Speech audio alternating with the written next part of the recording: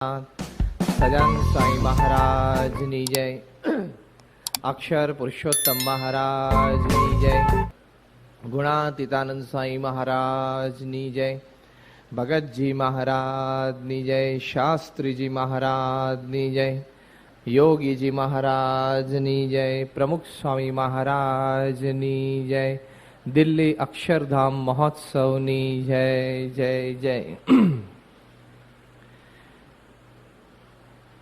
ભગવાન સ્વામિનારાયણ પૃથ્વી ઉપર પધાર્યા અને પોતે વાત કરી કે હું મારી સાથે મારું અક્ષરધામ અનંત કોટી અક્ષર મુક્તો અને અમારું સમગ્ર ઐશ્વર્ય લઈને પૃથ્વી ઉપર આવ્યો છું. અને અનેક પ્રસંગે ભગવાન સ્વામિનારાયણે ગુણાતીતાનંદ સ્વામી આવા સંત છે એની ઓળખાણ કરાવી છે. અને એમણે કીધું કે આવા ગુણાતીત સંત દ્વારા હું પૃથ્વી ઉપર પ્રગટ રહીશ. ગુણાતીતાનંદ સ્વામી પોતે પણ બોલ્યા કે હું તો ચિરંજીવી છું ને તમારા બધાના દેહ તો 5-10 વર્ષમાં પડી જશે. એટલે એવી એક ગુણાતીત સંત પરંપરા, પોતાના હૃદયને વિશે ભગવાનને ધારીને કામ કરનારી આવી એક ગુણાતીત સંત પરંપરા આ બ્રહ્માંડમાં પૃથ્વીને વિશે પ્રગટ રહી. એ શ્રીજી મહારાજનો સંકલ્પ અને શ્રીજી મહારાજનું કાર્ય. એ પરંપરામાં આજે ભગવાન સ્વામિનારાયણના 5મા આધ્યાત્મિક વારસદાર પરમ પૂજ્ય પ્રમુખ સ્વામી મહારાજ અત્યારે આ પૃથ્વી ઉપર વિચરે છે અને કાર્ય કરે છે. ભગવાન સ્વામિનારાયણે તો આવા સંતના અનેક ગુણગાન ગાયા છે. નંદ પરમહંસોએ પણ એમના વિશે લખ્યું છે કે સબ ગુણ પૂરણ પરમ વિવેકી ગુણ કો માન ન આવે. આમાં બધું સમાઈ ગયું. જેટલા કંઈ સદગુણો કોઈ વ્યક્તિમાં હોઈ શકે અથવા હોવા જોઈએ એનું વર્ણન પ્રાચીન કાળમાં ઋષિમુનિએ શાસ્ત્રમાં કર્યું હશે અથવા તો અત્યારના યુગમાં બુદ્ધિશાળી વિચારકોએ પોતાના અનુભવથી અથવા કલ્પનાથી પુસ્તકોમાં લખ્યું હશે અથવા વાત કરતા હશે. એ તમામ સદગુણો આવા સંતમાં જોવા મળે છે. અને એને લઈને હજારો અને લાખો લોકોને એમના પ્રત્યે આદર જન્મે છે, પ્રેમ જન્મે છે અને સર્વોચ્ચ સમર્પણ પણ જન્મે છે. કારણ કે એમનામાં આવા સદગુણો રહ્યા છે. પ્રમુખ સ્વામી મહારાજનું સ્થાન આજે લાખો લોકોના હૃદયમાં છે. એનું કારણ એવું છે કે he himself has a heart where in the whole world can leave.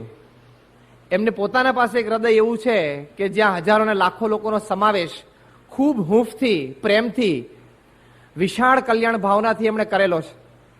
એટલે એમનું સ્થાન લોકોના હૃદયમાં છે. એવા હજારો ને લાખો લોકો છે જેમને પ્રમુખ સ્વામી મહારાજ પ્રત્યે એવો આદર ને પ્રેમ છે, એવું સમર્પણ છે. તો આજે આ પ્રવચન અંતર્ગત મહાનુભાવોની દ્રષ્ટિએ સ્વામીશ્રી, એમાં ઘણા બધા એવા પ્રતિષ્ઠિત વ્યક્તિઓ, મહાનુભાવો એટલે ખાલી સમાજે એમને કોઈ ઊંચો દરજ્જો કોઈ પ્રસંગે કે એમના કોઈ ભાગ્યના લીધે આપી દીધો હોય એવું જ નહીં, પણ પોતાના જીવનમાં એવું કંઈ વિશેષ કાર્ય એમણે કર્યું હોય, એવી સિદ્ધિ વિશેષ એમને હાંસલ કરી હોય, પોતામાં કોઈક એવી આવડત હોય, કોઈક હોશિયારી હોય જેને લઈને એ સામાન્ય જન સમાજથી થોડા ઊંચા ઉઠ્યા હોય, પોતામાં એવી બુદ્ધિ શક્તિ હોય, એવી કાર્ય શક્તિ હોય, એવું પરિણામ પેદા કરવાની એક વિશિષ્ટ આવડત શક્તિ હોય, એ દ્વારા પ્રેક્ટિકલ ગ્રાઉન્ડ રિયાલિટી ઉપર એમણે સારું કામ કર્યું હોય. જે લોકો પોતાના કાર્યથી, પોતાના આવડતથી, પોતાની સિદ્ધિઓથી કોકનું કાર્ય, આવડત અને સિદ્ધિઓ મૂલવી શકે એવા મહાનુભાવોની આપણે વાત છે. તો એવા સેંકડો છે, એવા હજારો છે કે જેમની આંખોમાં, જેમના માનસપટ ઉપર કે જેમના હૃદયમાં પ્રમુખ સ્વામી મહારાજની એક વિશિષ્ટ છાપ અંકિત થયેલી છે. કાર્યની દ્રષ્ટિએ જોઈએ તો પ્રમુખ સ્વામી મહારાજે જે સમાજ માટે જે કાર્ય કર્યું છે, વિશેષ તો આવી બધી જ્યારે નાના મોટા પ્રસંગો સમાજમાં આફત સંબંધી બની જાય, અતિવૃષ્ટિ અનાવૃષ્ટિ હોય, અથવા તો પછી આવી રીતે ભૂકંપ હોય, તેમાં જે સ્વામીશ્રીએ કાર્ય કર્યું છે એ અદ્વિતીય છે, લોકોના હૃદયને સ્પર્શી ગયું છે. ભુજમાં જ્યારે 2001ની સાલમાં ભૂકંપ આવ્યો, 26મી જાન્યુઆરીએ. ત્યાર પછી સંસ્થાએ ત્વરિત બધું રાહત કાર્ય શરૂ કરી દીધું. એ રિલીફ વર્ક પછી જ્યારે રિહેબિલિટેશન પુનર્વસવાટનું કાર્ય શરૂ થયું અને ખૂબ જ સુંદર રીતે સરકારની સાથે રહીને આ બીએપીએસ સંસ્થાએ પુનર્વસવાટનું બધું કાર્ય કર્યું. લગભગ 13 ગામોમાં આપણે આ પુનર્વસવાટ કરાવ્યો. 43 જેટલી સ્કૂલ્સ બાંધી, 27 જેટલી સ્કૂલોમાં રિનોવેશન વર્ક કરાવી આપ્યું. આ બધું જ જે કાર્ય, એમાં વિશેષ તો આ બાંધકામ, આ પ્લાનિંગ, ગામમાં બધી જ સુવિધાઓ આપણે આપી. એનાથી બધા લોકોને ખૂબ પ્રમુખ સ્વામી મહારાજ અને આપણી સંસ્થા પ્રત્યે ભાવ થયો. એશિયન ડેવલપમેન્ટ બેંકના ચેરમેન મિસ્ટર ટી ચીનો, જેપેનીઝ છે, એ ગવર્મેન્ટના બોર્ડે એવું એક ડિસિઝન લીધું કે આપણે ગુજરાત ગવર્મેન્ટની સાથે રહીને, ફિનાન્શિયલ પાર્ટનર રહીને આપણે આ ભૂકંપ રાહતમાં ભળવું. એટલે મિસ્ટર ટી ચીનો એમની 14 જણાની ટીમ, જેમાં જર્મન્સ હતા, સ્પેનિશ હતા, એ બધા ત્યાં ગાંધીનગર આવ્યા અને નરેન્દ્ર મોદી આપણા મુખ્યમંત્રી શ્રી સાથે એમની વ્યક્તિગત મુલાકાત ગોઠવાણી. એમણે મુખ્યમંત્રીશ્રીને વાત કરી કે અમારે સરકારની સાથે જોડાવું છે, પણ પ્રેક્ટિકલી તમે કોઈ કાર્ય કર્યું હોય તો અમને બતાવો. ત્યારે મુખ્યમંત્રી શ્રી નરેન્દ્ર મોદીએ વાત કરી કે અમે ત્યાં ભુજમાં ઉખડમોરા ગામ કચ્છ જિલ્લામાં અમે બાંધ્યું છે. આમ તો બીએપીએસ સંસ્થાએ બાંધ્યું છે, સરકાર એની સાથે ફેઝ 1 પ્રમાણે ફાઇનાન્શિયલ પાર્ટનર છે 50%. તમે એ કામ જોઈને આવો. હવે સમજો તો બીએપીએસ નું કાર્ય હતું ને એ વખતે તો કઈ સરકારે કઈ આપણને આર્થિક મદદ પણ હજી નહોતી કરી, રૂપિયો નહોતો આપ્યો, પણ ઓન પેપર આપણી સાથે હતા એટલે they can take the credit લઈ શકે. પણ બધું જ કાર્ય તો સંસ્થાનું હતું. ત્યાં આખી ટીમ ત્યાં આવી, અમે સંતો પણ અહીંયા ત્યાં ગયેલા. ગામમાં એક નાની સભા થઈ, આખું ગામ એમણે ફરીને જોયું. આ મિસ્ટર ટી ચીનો, એમની ઉંમર લગભગ 70 કે 72 વર્ષની, બહુ જ અનુભવી બેન્કર અને એશિયન ડેવલપમેન્ટ બેંક એડીબીના ચેરમેન, એટલે આપણે સામાન્ય એનું માપદંડ કાઢી શકીએ કે કેવી વ્યક્તિ હોય. અને ઇન્ટરનેશનલ કક્ષાએ ગવર્મેન્ટ્સના જે થર્ડ વર્લ્ડ કન્ટ્રીઝ છે એની ગવર્મેન્ટ્સના ઘણા બધા પ્રોજેક્ટ્સ એ લોકો ફિનાન્સ કરતા હોય. બહુ બુદ્ધિશાળી વ્યક્તિ. ખૂબ શાંતિથી બધું મકાન જોયા. મકાનની દિવાલ ઉપર આમ મુઠ્ઠી મારી, 2-3 વખત એમને બાયણા પછાડ્યા એને હિન્જીસ જોવા માટે, કે છૂટા નથી પડી જતા ને.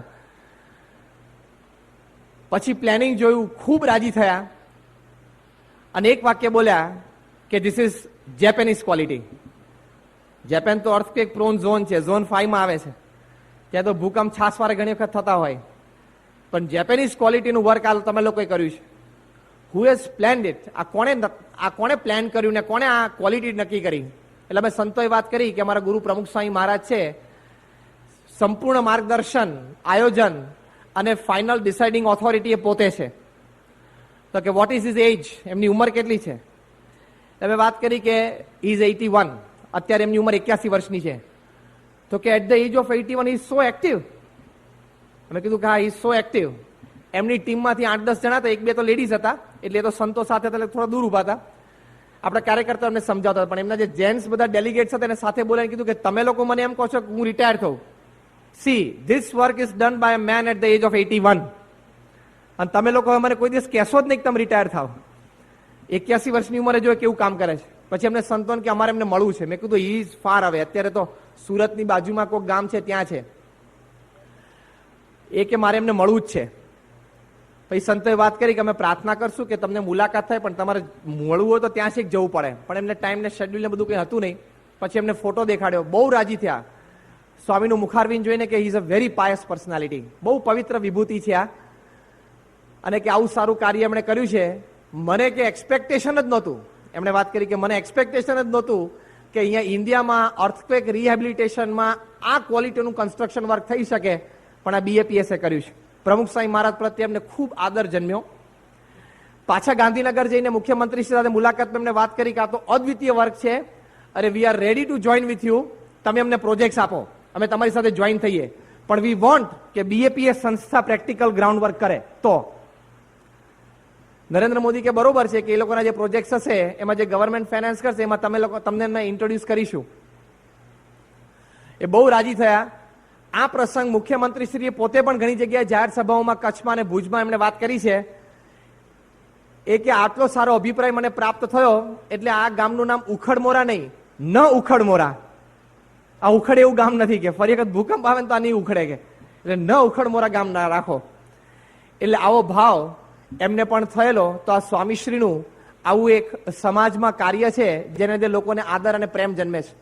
બીજું એક મોટું કાર્ય સ્વામીશ્રીનું આ ઉત્સવ સમયનું આયોજન છે, જેમાં ભારતીય સંસ્કૃતિના મૂલ્યો જળવાય છે, સંવર્ધિત થાય છે, લોકોના હૃદયમાં એ ભારતીય સંસ્કૃતિ પ્રત્યે આદરને લાગણી જન્મે છે. એ જે કાર્ય છે એ આના કરતા પણ સ્વામીશ્રીનું વિશેષ કાર્ય છે. એ પણ ઘણા બધા મહાનુભાવોને સ્પર્શી ગયું છે. 1991માં પ્રમુખ સ્વામી મહારાજે અમેરિકામાં બ્રહ્મ સ્વરૂપ યોગીજી મહારાજ શતાબ્દી મહોત્સવ ઉપક્રમે કલ્ચરલ ફેસ્ટિવલ ઓફ ઇન્ડિયા ઉજવેલો. 34 દિવસનો ઉત્સવ ત્યાં ન્યૂજર્સીમાં મિડલસેક્સ કાઉન્ટી કોલેજના ગ્રાઉન્ડમાં ઉજવાયેલો. એમાં ભારતીય સંસ્કૃતિનું આદર્શ દર્શન હતું. Arts, crafts, folk dances, seminars, conferences, exhibitions એટલા બધા સરસ તૈયાર થયેલા. તો ત્યાંના જે ઇન્ડિયન્સ છે એમને તો ખૂબ જ દેશ પ્રત્યે લાગણી જન્મી. ઘણા બધાને નાનો મોટો નેગેટિવ થોટ હતો એ પણ બધો નીકળી ગયો. ત્યાંના સ્થાનિક પ્રજા અમેરિકન્સને પણ ભારતીય સંસ્કૃતિ પ્રત્યે ઉચ્ચ આદર જન્મ્યો. એટલું સરસ આયોજન, વ્યવસ્થા, એટલું સરસ પ્રેઝન્ટેશન, એટલા બધા સેમિનાર્સ, કોન્ફરન્સીસ ને પ્રોગ્રામ્સ હતા. બધા ખૂબ રાજી થયા. એમાં એક કરતારસિંહ લુથરા એક વ્યક્તિએ જોવા માટે આવેલા.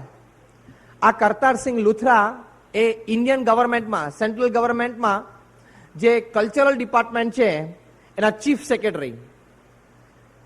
સાથે સાથે એમના જીવનમાં પણ એમને એવી એક તક સાંપડેલી કે ભારત સરકાર તરફથી આ પૂર્વે એટલે 1991 પૂર્વે દુનિયાના 51 દેશોમાં ભારતીય સંસ્કૃતિ મહોત્સવ ઉજવાયેલો. એ સંપૂર્ણ આ કરતારસિંહ લુથરાના નેજા હેઠળ ચીફ સેક્રેટરીના હોદ્દાથી એની રૂએ એ પોતે પ્લાનિંગ ટીમના મુખ્ય હતા. એમને સીધું ત્યાં મિનિસ્ટરને જ રિપોર્ટ કરવાનું. પણ મિનિસ્ટરને તો રિપોર્ટ કરી આટલું કર્યું છે, આપણે આટલું કરવાનું છે એટલે ઓકે.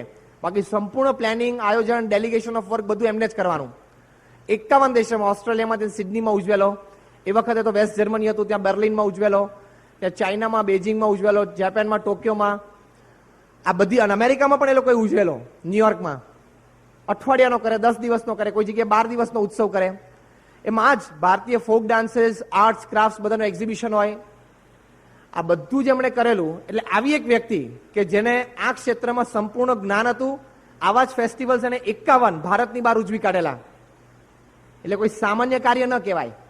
એ તરત એક નજરે બધું મૂલ્યાંકન કરી શકે. આ બધું જ આયોજન એમણે પણ કરેલું હતું. પણ સંતો સાથે એ કલ્ચરલ ફેસ્ટિવલ ઓફ ઇન્ડિયાના સાઇટમાં અંદર એન્ટર થયા, મુખ્ય પ્રવેશ દ્વારમાંથી અંદર આવ્યા. પહેલી જ વસ્તુ એમને આંખે ઉડીને વળગી એ સ્વચ્છતા, કે એસી સ્વચ્છતા આમ કભી નહીં કર પાએ. આવું તમે ક્યારે આટલી સ્વચ્છતા નથી રાખી શક્યા. સ્વયંસેવકો જે સેવા કરતા હતા એમના ચહેરાના હાવભાવ જોઈને પોતે વધારે આનંદમાં આવી ગયા કે આટલા આનંદથી સ્વયંસેવકો સેવા કરતા હોય એવું પણ અમારા ઉત્સવમાં ક્યારેય બન્યું નથી. પછી સભા વ્યવસ્થા ત્યાં જોઈને ખૂબ આનંદ થયો કે અમારા ફેસ્ટિવલ્સમાં આટલા બધા લોકો આવતા નહોતા, એટલે ક્રાઉડ પુલિંગ પણ તમારું ખૂબ સારું છે. પછી એક આખી સેમિનાર એમને એક સેશન સાંજનું એમને અટેન્ડ કર્યું. તો કે આટલું સરસ પ્રેઝન્ટેશન અને આયોજન લોકોને અમે દેખાડવા માટે, એટલે લોકો જોઈ શકે તમારામાં, પણ તમારામાં જોવાની સાથે સાથે લોકો જ્ઞાન પણ પ્રાપ્ત કરી શકે, એટલે કે સાંભળી પણ શકે છે. એ પણ અમે નહોતા કરી શક્યા. એટલે પ્રમુખ સ્વામી મહારાજને મળ્યા ત્યારે તો ખૂબ ખુશ. સ્વામીને કે ફેન્ટાસ્ટિક કે જબરજસ્ત તમે આયોજન કર્યું છે. પછી કરતારસિંહ લુથરા બોલ્યા કે 51 દેશોમાં અમે 51 કલ્ચરલ ફેસ્ટિવલ ઓફ ઇન્ડિયા ઉજવ્યા, 51. પણ the result which you have produced, તમે જે પરિણામ લાવી શક્યા છો આ એક ફેસ્ટિવલ અમેરિકામાં, it is more than the combined result of 51 festivals. અમારા 51 ફેસ્ટિવલ્સમાં જે રિઝલ્ટ અમે પ્રોડ્યુસ ના કરી શક્યા એ તમે એક રિઝલ્ટમાં આટલા અમેરિકન્સનો ફ્લો, આ લોકોની ભારત વિશેની જે વિચારધારા છે એ તમે આ ફેસ્ટિવલથી બદલી નાખી. That I can read on there face, in their eyes. એટલા પોતે રાજી થયા. પછી તો લગભગ ત્યાં છેલ્લા 10 દિવસ તો એમાં જ આવેલા, પણ 4-5 વખત એમને વિઝિટ લીધી. અને એમને સંતો અને સ્વયંસેવકોને પણ કીધું કે તમે કદાચ મને નહીં એટેન્ડ કરો તો પણ ચાલશે, હું એક રેગ્યુલર વિઝિટર તરીકે પણ આવીશ, પણ let me enjoy as a commoner, સામાન્ય વ્યક્તિ તરીકે મારે આ ફેસ્ટિવલને માણવો છે. અને પ્રમુખ સ્વામી મહારાજ પ્રત્યે ખૂબ આદર એમને જન્મ્યો કે આટલું અદ્વિતીય વર્ક પરદેશની ધરતી ઉપર જે કદાચ સરકાર પણ ન કરી શકી એ તમે કરી શક્યા. તો જો આ ઉત્સવ સમયનું જે બધું આયોજન છે, અને આયોજન પછી લોકોને જે વસ્તુ એમાંથી મળે છે, પ્રાપ્ત થાય છે અનેકવિધ ક્ષેત્રમાં, એ જે અદ્વિતીય કાર્ય છે એ કાર્યની પણ આવા પ્રતિષ્ઠિત મહાનુભાવે નોંધ લીધી છે. એના અંતરમાં પ્રમુખ સ્વામી મહારાજની એક અમિટ છાપ પડી છે. એટલે સ્વામીશ્રીનું અદ્વિતીય કાર્ય છે. આનાથી પણ એક વિશેષ કાર્ય સામાજિક દ્રષ્ટિએ આપણે જોઈએ તો પ્રમુખ સ્વામી મહારાજે જે લોક ચાહના, લોક સમર્પણ ઊભું કર્યું છે, ભગવાન પ્રત્યેની શ્રદ્ધા, મંદિરો અને આપણા સત્શાસ્ત્રો પ્રત્યેનો આદર, લોકોની સેવા કરવાની એક ભાવના, આવું બધું જે સમર્પણ, આવી બધી જે લાગણી આમ સમાજમાં, જન સમાજમાં જે ઊભું કર્યું છે પ્રમુખ સ્વામી મહારાજે પોતાના વિચરણ દ્વારા, પોતાના કાર્ય દ્વારા, પોતાની વિચારધારા દ્વારા, એ એમનું અદ્વિતીય કાર્ય છે. એટલે જે સમર્પણ ઊભું કરવું, પછી એ સંસ્કૃતિ માટે હોય, સમાજ માટે હોય, સમાજના ઘણા બધા ઘટકો માટે હોય, શૈક્ષણિક ક્ષેત્રે હોય કે સ્વાસ્થ્ય ક્ષેત્રે હોય, એ જે કાર્ય એમણે ઊભું કર્યું છે ને, એ આના કરતાં પણ વિશેષ કાર્ય છે. આ જ કલ્ચરલ ફેસ્ટિવલ ઓફ ઇન્ડિયામાં અમેરિકામાં એક અમેરિકન મિસ્ટર જેક લેડ, એ ત્યાં ડલાસમાં બહુ મોટા ગવર્મેન્ટ લીડર એટલે કે એડવોકેટ છે, બહુ પ્રતિષ્ઠિત વ્યક્તિ, એ પણ ત્યાં આવેલા.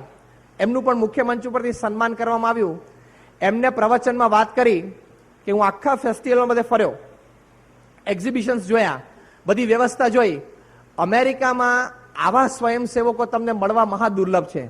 વેર ટાઈમ ઇઝ મની, ત્યાં આવા બધા સ્વયંસેવકો, અને કે ઘણા સ્વયંસેવકોને તો હું રૂબરૂ મળ્યો, અને મને આનંદ એ થયો કે લોકોએ પોતાનો કામ ધંધો પણ બાજુ પર મૂકીને આવા એક સારા કાર્ય માટે પોતાનો સમય ફાળવ્યો. એ બોલ્યા કે there are 2600 volunteers here in the CFI. Many of them are doctors, chartered accountants, engineers and businessmen. And they have left aside their jobs, their businesses, their services, and even their homes. Anybody who can inspire this kind of leadership is not only a wise person, is not only a creative person, but a person who is divinely inspired to lead people. આટલું સમર્પણ અમેરિકાની ધરતી ઉપર જે વ્યક્તિ ઊભું કરી શકે કે ડોક્ટર્સ, એન્જિનિયર્સ, ચાર્ટર્ડ એકાઉન્ટન્ટ્સ કક્ષાની વ્યક્તિઓ એ પોતાના ઘર બહાર નોકરી ધંધા છોડીને, ઘણા રજા મૂકી, ઘણાને રજા ન મળી તો નોકરી છોડી દીધી, અને આવું કાર્ય કરવા માટે અહીંયા ભેગા થયા. આવું સમર્પણ જે માણસ આ ભૂમિ ઉપર વેસ્ટર્ન વર્લ્ડમાં ઊભું કરી શકે is not only a wise person અને ક્રિએટિવ પર્સન. ખાલી આ બુદ્ધિશાળી વ્યક્તિ અથવા તો પીઢ વ્યક્તિ, ઠરેલ વ્યક્તિ અથવા તો કોઈ ક્રિએટિવ વ્યક્તિ એટલું જ નથી. A person who is divinely inspired to lead people. આ પ્રમુખ સ્વામી મહારાજને ભગવાનની જ પ્રેરણા છે, એક દિવ્ય શક્તિનો એમનામાં સંચાર છે કે તમે આમ સમાજને, લોકોને આ દિશા તરફ લઈ જાઓ.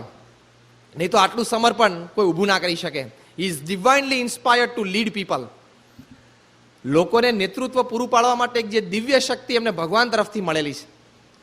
તો આવું જે સમર્પણ સ્વામીશ્રીએ સમાજમાં ઊભું કર્યું છે એ પણ અદ્વિતીય છે. બીજો પણ એક દ્રષ્ટિકોણ સ્વામીશ્રીના જીવનનો એવો છે કે ઘણા બધા સામાજિક પ્રશ્નો હોય, ઘણા બધા રાજકીય પ્રશ્નો હોય, એ જ્યારે સ્વામીશ્રી પાસે જે તે વ્યક્તિએ રજૂ કર્યા હોય ત્યારે સ્વામીએ બહુ જ સ્પોન્ટેનિયસલી, એકદમ સહજતાથી, બહુ જ સ્પષ્ટપણે એનું નિરાકરણ કરી આપ્યું હોય.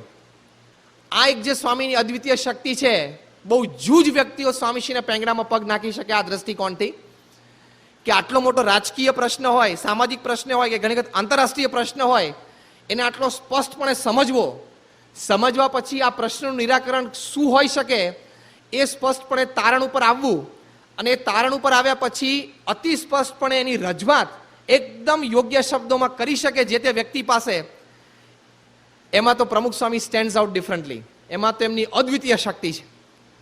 તો ઘણા બધા પ્રસંગે સ્વામીશ્રીના આવા નિરાકરણોથી આવા પ્રતિષ્ઠિત મહાનુભાવો જે કદાચ ઘણા અઠવાડિયાઓથી, મહિનાઓથી, વર્ષોથી આવા કોઈક પ્રશ્નમાં ગૂંચાયેલા હોય, એમને માર્ગદર્શન મળ્યું છે, એમને આમ શાંતિ અનુભવવાની છે, કારણ કે ટેન્શનમાં ઘણા મહિનાથી, વર્ષોથી હોય, અને એમને સ્વામીશ્રીની એક આ છબી પણ અંકિત થઈ છે કે આ અતિ બુદ્ધિશાળી વ્યક્તિ છે. 1994ની સાલમાં દિલ્હીમાં ત્યાં આપણા મંદિરની એટલે હરિમંદિરની પ્રતિષ્ઠા થઈ, અક્ષર પુરુષોત્તમ મહારાજની પ્રતિષ્ઠા થઈ. એના 2 જ દિવસ પહેલા એ વખતના યુનિયન વોટર રિસોર્સિસ મિનિસ્ટર વિદ્યાચરણ શુક્લ એ સ્વામીશ્રી પાસે બેસવા માટે, દર્શન માટે આવેલા,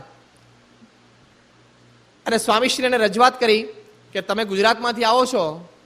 એટલે વિદ્યાચરણ શુક્લે સ્વામીશ્રીને રજૂઆત કરી કે તમે ગુજરાતમાંથી આવો છો તો ગુજરાતનો અત્યારે તમારે નર્મદા ડેમનો પ્રશ્ન 1994માં તો એ વખતે આ બાબા આમતે, પછી આ મેઘા પાટકર, એ બધાનો તો બહુ જોર બહુ ચાલતું હતું. 10 વર્ષ પહેલા તો હજી ઘણું છે, પણ એ વખતે તો બહુ ચાલતું હતું. કોઈ રીતે નિરાકરણ મળે નહીં. કારણ કે આ લોકો બધા આજુબાજુના મધ્યપ્રદેશ ને ગુજરાતના આજુબાજુના જે ગામો હોય, મેઇન કેનાલ ટ્રિબ્યુટરીઝ નીકળતી હોય, ત્યાં લોકોને ચડાવે કે તમને જમીન નહીં આપે સરકાર, તમને યોગ્ય વળતર નહીં આપે, એ બધી જુલ્લુસ નીકળે, ના તેને બધું ઘણું થાય. વિદ્યાચરણ શુક્લે આ બધા પ્રશ્નો રજૂ કર્યા સ્વામી પાસે કે સ્વામી, એક તરફ અમને એમ છે કે ડેમની હાઇટ પૂરેપૂરી થાય, જેને લઈને સરદાર સરોવર છે એનું પૂરું વોલ્યુમ જે વોટર કન્ટેન્ટ છે બધું મળી શકે. અને એક બાજુ આ બધા પ્રશ્નો છે, સ્થાનિક સરકાર પાછી જુદી જુદી હોય, કેન્દ્રમાં કોંગ્રેસ હોય તો અહીં બીજેપી હોય, કેન્દ્રમાં બીજેપી હોય તો અહીં કોંગ્રેસ હોય, એટલે પાછું ટ્યુનિંગ બરોબર નથી થતું. અને પાછો ડાઉન ધ લાઇન છે એકચ્યુઅલ યુઝર, નાનામાં નાની વ્યક્તિ ગામડામાં જે હોય એને જે લાભ મળવો જોઈએ એ પણ ઘણું બધું થાય. કારણ કે એક બહુ સિનિયર મિનિસ્ટરે એના થોડા જ મહિનો પહેલા કોમેન્ટ કરેલી કે નર્મદા પ્રોજેક્ટ માટે જે ₹1 દિલ્હીથી છૂટે છે એ સાઇટ ઉપર પહોંચતા 15 પૈસા થઈ જાય છે. એટલે આવી પરિસ્થિતિમાં પ્રોજેક્ટ સક્સેસફુલી રન કરો બહુ તકલીફ. એટલે આ બધા જ પ્રશ્નો વિદ્યાચરણ શુક્લ એ વખતના યુનિયન વોટર રિસોર્સિસ મિનિસ્ટર એમણે સ્વામીશ્રી પાસે વાત કરી. આ બધા જ પ્રશ્ન રજૂઆત પછી એને સ્વામીને કીધું, સ્વામી આપની દ્રષ્ટિએ આપનું શું મંતવ્ય છે? ત્યારે સ્વામીશ્રી એટલું સરસ એમને 10-15 મિનિટ સુધી વાત કરી, એટલું સરસ નિરાકરણ કરી આપ્યું, ખૂબ પોતે પ્રભાવિત થયા. મુખ્ય સ્વામીશ્રી એટલી વાત કરી, સ્વામી કે એક વસ્તુ તો તમે નક્કી કરી જ રાખો કે ડેમની હાઇટ તો પૂરેપૂરી લેવી જ છે. સરદાર સરોવર જેટલું મોટું થશે તો એટલું પાણી ત્યાં અંદર વધારે સ્ટોર થશે, તો અમારે છેક ભુજ અને કચ્છ સુધી પાણી પહોંચે. બાકી ભુજ ને કચ્છ સુધી પાણી ના પહોંચ્યું તો તમારે નર્મદાના પ્રોજેક્ટનો કોઈ અર્થ જ નથી. એટલે પહેલું તમે આ નક્કી કરી રાખો કે આ તો થવું જ જોઈએ, આટલું કરવું જ જોઈએ. હવે એ કરવામાં જે પ્રશ્નો આડા આવતો હોય એને પછી એટેન્ડ કરો. મુખ્ય જે સુવિધા આપણે આપી છે એમાં પ્રશ્ન અથવા તો બે વિચાર તમે ઊભા ના કરશો, આટલું તો નક્કી જ કરી રાખો. વિદ્યાચરણ શુક્લે એ વખતે સ્વામીશ્રીને વાત કરી કે સ્વામી, આ તમે જે રીતે વાત કરો છો, અત્યારે પહેલી વખત મને આ સ્પષ્ટતાથી એમ થયું કે ના, આ ફાઇનલ એમ તો આપણો આ જ છે ને, આ તો થવો જ જોઈએ. એની માટે જે આપણે ભોગ આપવો પડે એમાં પછી આપણે પ્લસ માઇનસ બધું વિચારાય, પણ આટલો તો થવું જ જોઈએ કોઈ પણ હિસાબે. સ્વામી કે આપણે સુપ્રીમ કોર્ટે પણ યોગ્ય ડિસિઝન આપવું જોઈએ, આમાં પ્રાઇમ મિનિસ્ટરની ઓફિસ પણ ભળવી જોઈએ, અને તમારે વ્યક્તિગત રીતે ડેલિગેશન ઊભું કરીને મધ્યપ્રદેશ, મહારાષ્ટ્ર, રાજસ્થાન, ગુજરાત બધી સરકારને ભેળવવી જોઈએ અને બેસીને યોગ્ય ન્યાય કરો. પાણી કોને કેટલું મળે, ઇલેક્ટ્રિસિટી કોને કેટલી મળે, કોના કેટલા ગામ ડૂબમાં જાય છે, એ પ્રમાણે લોકોને કેટલો બેનિફિટ મળે. અને ભવિષ્યનું વિચારજો કે કદાચ ઉપરવાસ વરસાદ વધારે થયો, તમારે આજથી 15-25 વર્ષ પછી વધારે એની કેનાલો વધારવી પડી, ટ્રિબ્યુટરીઝ વધારવી પડી, તો બીજા ગામ ડૂબમાં જાય તો એ ગામ કેવા છે, શું છે, બધું જોજો. જે ગામ ડૂબમાં જાય છે એની જમીન કેવી છે ખેતી લાયકની દ્રષ્ટિએ, તો એ પ્રમાણે એને વસવાટ બીજો થાય. તમે સાવ સૂકું ને કોરું ગામ હોય એને તમે સારામાં સારી જમીન આપી દો, અને જે સારા ગામ ડૂબમાં જતા હોય એને કોરી જમીન આપી દો તો એ પણ ના ચાલે, તોય લોકોનો હુઆપો થાય. વિદ્યાચરણ શુક્લા તો આમ આંખ ફાડીને સ્વામી સામે જોઈ જ રહ્યા કે આપણને દેખાય છે આ સાધુ જેવા, પણ એમને તો, અને એમ નર્મદાના પ્રશ્નમાં તો એમને પહેલા બહુ રસ લીધો છે, એટલે એમને બહુ જ ખબર છે વ્યવસ્થિત, પણ બહુ જ રાજી થયા. સ્વામીની બુદ્ધિમત્તા જોઈને અત્યંત પ્રભાવિત થયા, અને એ દિવસથી એમના સ્વામીશ્રી પ્રતિ એટલો બધો આદર થયો. પછી તો સ્વામીશ્રી તે નાગપુરને બધે વિચરણમાં હમણાં 97-98ની સાલમાં ગયેલા, ત્યારે એમનો ખાસ એમનો ભાવ હતો કે મારા ઘરે રોકાવ, અને સ્વામીશ્રી લગભગ 2 દિવસ એમને ત્યાં રોકાયેલા પણ ખરા એમના હોમ ટાઉનમાં. તો આવી રીતે સ્વામીશ્રીની બુદ્ધિમત્તાથી પણ આવા પ્રતિષ્ઠિત બુદ્ધિશાળી માણસો, આ કેન્દ્ર કક્ષાના આવા મિનિસ્ટર્સ એ પણ પ્રભાવિત થયા છે. આ પણ એક સ્વામીશ્રીનું જે સામાજિક અથવા તો રાજકીય અથવા તો રાષ્ટ્રીય પ્રશ્ન હોય એનું જે નિરાકરણ રૂપ જે એમની બુદ્ધિ છે એનાથી પણ લોકો ઘણા બધા પ્રભાવિત થતા હોય છે. આ પણ સ્વામીશ્રીનું અદ્વિતીય કાર્ય. આવા જ એક આંતરરાષ્ટ્રીય બહુ મોટા પ્રશ્ન માટે એક બહુ મોટી વ્યક્તિ ડોક્ટર રાજ બોથરા સ્વામીશ્રીને વ્યક્તિગત મળવા માટે અમેરિકામાં આવેલા 1991માં. એ વખતે જે પ્રતિષ્ઠિત ભારતીયો જેણે અમેરિકામાં આવીને વિશેષ કાર્ય, વિશેષ સિદ્ધિ હાંસલ કરી હોય એ લોકોનું આપણે સન્માન કરતા હતા. એમાં ડોક્ટર રાજ બોથરાનું પણ સન્માન કરેલું. આ વ્યક્તિએ જે એઇડ્સ રોગ છે, AIDS, acquired immune deficiency syndrome, એની નિવૃત્તિ માટે ઘણા બધા આયોજનો એમણે કરેલા છે, અને આ ક્ષેત્રે ઘણું બધું કાર્ય કર્યું છે. એમ કહી શકાય કે આ એઇડ્સ નાબૂદી માટે આ વ્યક્તિએ ભેખ લીધો છે. અત્યારે પણ જબરજસ્ત કાર્ય કરે છે. એ વખતે જ્યારે 1985-86માં રાજીવ ગાંધી ઇન્ડિયાના પ્રાઇમ મિનિસ્ટર હતા, એ અને ડોક્ટર રાજ બોથરા સ્કૂલમાં સાથે ભણેલા, અને એમને ડોક્ટર રાજ બોથરાને ઇન્વિટેશન આપીને ઇન્ડિયામાં એઇડ્સ એનું ચિત્ર શું છે એ એક એ જોવા માટે એનું સર્વે કરવા માટે એમની ટીમને ઇન્ડિયા ઇન્વાઇટ કરેલા. ત્યારે એમણે કીધેલું કે ઇન્ડિયા તો હજી વિક્ટિમ કન્ટ્રી નથી, ઇન્ડિયા તો હજી ટ્રાન્ઝિટ કન્ટ્રી છે, પણ વિક્ટિમ બની શકશે. અને ઇન્ડિયામાં જે દિવસે એઇડ્સ ફેલાશે ત્યારે તમારી પાસે કોઈ એવું ઇન્ફ્રાસ્ટ્રક્ચર નથી કે તમે કદાચ થોડો પણ એમાં હોલ્ટ આપી શકો, એને હર્ડલ આપી શકો. તમારે ત્યાં તો જો એકવાર ખુલ્યો એટલે બધા બારે દરવાજા ખુલી જશે એક સાથે, કારણ કે તમારી હેલ્થ સિસ્ટમનું ઇન્ફ્રાસ્ટ્રક્ચર જ એવું નથી. વેસ્ટર્ન કન્ટ્રીઝમાં છે એવું. એટલે તમારે તો બહુ સાવચેતી રાખવી પડશે. એટલે એમણે ઇન્ડિયા એઇડ્સ ફાઉન્ડેશન આખી બહુ મોટી સંસ્થા ખોલી. રાજીવ ગાંધી એમની માટે જબરદસ્ત બહુ મોટા પ્રમાણમાં ફંડ્સની પણ વ્યવસ્થા કરી આપી. અને ભારતમાં ઘણા બધા આ બધા સેન્ટર્સ ખોલ્યા કે જેમાં લોકોને આ વિશે જ્ઞાન થાય, થોડી માહિતી અપાય, જાગૃત કરાય. રિહેબિલિટેશન સેન્ટર્સ પણ એમણે ખોલ્યા. એટલે ખૂબ સારું કાર્ય થર્ડ વર્લ્ડ કન્ટ્રીઝમાં, આફ્રિકન કન્ટ્રીઝમાં પણ એમનું છે. આ ડોક્ટર રાજ બોથરાએ સ્વામીશ્રી સાથે મુલાકાતમાં બેઠા, હજી બીજી કે ત્રીજી મિનિટમાં તો એ આ ટોપિક પર આવી ગયા અને એમણે વાત કરી કે હું આની માટે કાર્ય કરું છું. અને આ બધી જ વાત એમણે સ્વામીશ્રીને કરી. અને પછી કે આમાં તમે માર્ગદર્શન આપો કે આ એઇડ્સ જેવો રોગ છે જે અતિ ભયાનક, અતિ ખતરનાક છે, એને આપણે કેવી રીતે નાથી શકીએ. નહીં તો ભવિષ્યમાં 2025, 2040માં તો એઇડ્સથી મરેલા લોકો લાશ રોડ ઉપર પડી હશે, કોઈ ઉપાડનાર નહીં હોય. થર્ડ વર્લ્ડ કન્ટ્રીઝમાં તો એવી પરિસ્થિતિ. અત્યારે સૌથી વધારે સાઉથ આફ્રિકામાં તો આમ બોમ્બ ફાટ્યો છે. તો કે તમે તમારી દ્રષ્ટિએ આ કેવી રીતે નાબૂદ થઈ શકે. હવે આવો પ્રશ્ન કોઈ પૂછે તો આપણને તેનો વિચારે શું આવે, ખબરે શું પડે, અને આમ સીધું આ હાઈ ટુ છેલ્લે અલ્ટિમેટ ક્વેશ્ચન કહેવાય કે નાબૂદી માટેનું કોઈ નિરાકરણ આપો. પણ શ્રીજી મહારાજે પોતાની પ્રકૃતિ લખી છે. મહારાજ પોતે બોલ્યા કે ગમે તેવા મોટા પંડિતો હોય, બુદ્ધિશાળી હોય, એ 6 મહિના ભેગા થઈને શાસ્ત્રાર્થ કરીને, ચર્ચા કરીને એક પ્રશ્ન તૈયાર કરે. અને હું આમ મહારાજ કે ઘોડાના એક પેંગણામાં મેં પગ નાખ્યો હોય અને પ્રશ્ન પૂછે તો આમ બીજા પેંગણામાં પગ નાખું ત્યાં સુધી મને જવાબ આપી દઉં. કારણ કે એમને બહુ આ ચિત્ર સ્પષ્ટ હોય. એ મહારાજ એમના અંતરમાં રહ્યા છે.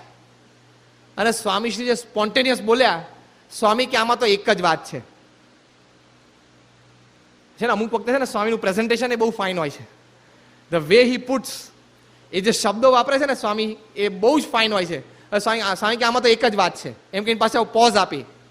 એટલે it's a very fine presentation. પેલાને એમ કે એક જ વાત છે, એકમાં જ સોલ્યુશન, પણ પોઝ આપ્યું એટલે એનું જે ફૂલ એટેન્શન સ્વામી ઉપર આવી ગયું. પછી સ્વામી કે અમારા શાસ્ત્રોમાં, એટલે કે હિન્દુ શાસ્ત્રમાં ઋષિ મુનિઓએ સામાજિક મર્યાદાઓ બાંધી છે.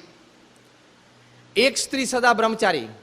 આટલું બોલીને સ્વામી કે અમારા ભગવાન સ્વામિનારાયણે પણ વચનામૃતમાં લખ્યું છે કે ત્યાગી માટે અષ્ટ પ્રકારે ત્યાગ, અને ગ્રહસ્થ એની માટે એક નારી, અને એક પુરુષ માટે એક સ્ત્રી, અને સ્ત્રી માટે એક પુરુષ. એમાં જ એનું જીવન વ્યતીત થવું જોઈએ. એ સિવાય આગા પાછા થાય તેમાં આ દુઃખ આવે, અને એમાંથી આ મોટો રોગ આવ્યો છે. આ એનું મૂળ છે. માટે જ્યાં સુધી તમે લોકોને આ વાત સ્પષ્ટ નહીં કરો, આ વાત અનુસરવા માટે તમે પ્રેરણા નહીં આપો, અને જ્યાં સુધી લોકો આ વાત અનુસરશે નહીં ત્યાં સુધી આની કોઈ નાબૂદી નથી, આનું કોઈ નિરાકરણ નથી. આ બહુ લાંબે ગાળે થાય. પશ્ચિમની જગતમાં તો લોકોને આ વાત સમજાય કે ના સમજાય એ પ્રશ્ન છે, પણ એનું નિરાકરણ તો આ જ છે. આના સિવાય ગમે તેટલી દવાઓ, ગમે તેટલું રિહેબિલિટેશન, ગમે તેટલું કાઉન્સેલિંગ, ગમે તે તમે કરો, આ રોગને નાથી ના શકાય. આ એક જ એનો ઉપાય છે. પણ રાજ બોથરાને વાત એકદમ હૃદયમાં ચોંટી ગઈ. સ્વામી તમે આપ્યો છે આ નિરાકરણ, આ જ બરોબર છે, આના સિવાય તો કોઈ વાત મને પણ દેખાતી નથી. અને એમને વાત ગમી ગઈ. એ વાત એમને બહુ સ્પષ્ટ સમજાણી. એ વાતની 4 વર્ષ પછી આપણને ખબર પડી. 1995માં પ્રમુખ સ્વામી મહારાજનો અમૃત મહોત્સવ બોમ્બેમાં ઉજવાયેલો. અને એ વખતે ત્યાં બોમ્બેમાં આ બધા જે મોટા મોટા હોર્ડિંગ્સ હોય, બિલબોર્ડ્સ, 20 બાય 10 ફૂટના, ઘણા તો 40 બાય 20 ફૂટના મોટા મોટા હોર્ડિંગ્સ, એ હોર્ડિંગ્સ ઉપર આ ઇન્ડિયા એઇડ્સ ફાઉન્ડેશન જે સંસ્થા એમણે શરૂ કરેલી, એમના તરફથી લોકોને જાગૃતિ અભિયાન ચાલુ હતું. એ જાગૃતિ અભિયાનમાં એમણે આ વાક્ય લખેલું, જે એક્ઝેક્ટ પ્રથમના 34માં વચનામૃતના પ્રમાણે સ્વામીએ જે વાત કરેલી ડોક્ટર રાજ બોથરાને, એ વાત એમણે લખેલી ઇંગ્લિશમાં કે many poses with one instead of one pose with many. એટલે આ જ થયું. પ્રથમના 34માં વચનામૃત પ્રમાણે જે સ્વામીએ વાત કરી કે એક જ લાઈફ પાર્ટનર સાથે એમનું જીવન વ્યતીત થાય તો જ આ રોગને નાથી શકાય. આ વાત એમણે લખી કે many poses with one instead of one pose with many. આ એક્ઝેક્ટ એ વાક્યનું